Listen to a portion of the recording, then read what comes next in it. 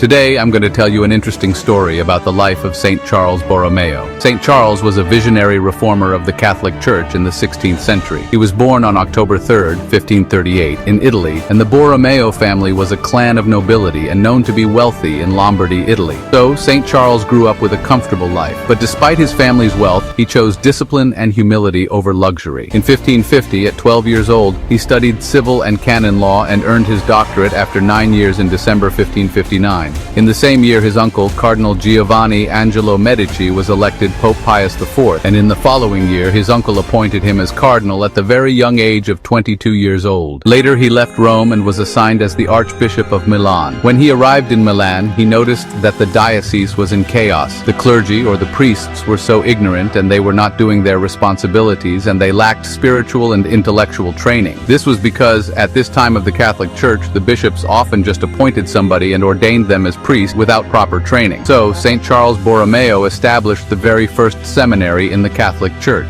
It was an institution dedicated to the philosophical and theological education of young men who aspire to holy orders or priesthood. This change brought a huge transformation within the clergy of the Catholic Church. However, in 1576, the Diocese of Milan was struck by plague. There was a famine and the crops in the farms failed to grow. People got sick and some people were dying. St. Charles Borromeo encouraged the people to be steadfast in their prayers and to ask God for help. He went to the streets and helped feed 70,000 people using his family funds. Unfortunately, on November 3, 1584, St. Charles Borromeo died. According to his accounts, he worked so hard even though he had a fever because of his dedication in helping the people of God, and his death was caused by overwork and exhaustion. After the church examined his life, he was elevated to sainthood, and on November 1, 1610, he was canonized by Pope Paul V. Today, his legacy endures through the seminaries around the world, which have produced generations of devoted priests dedicated to serving the church. He is also celebrated as the patron saint of bishops, seminarians, and catechists.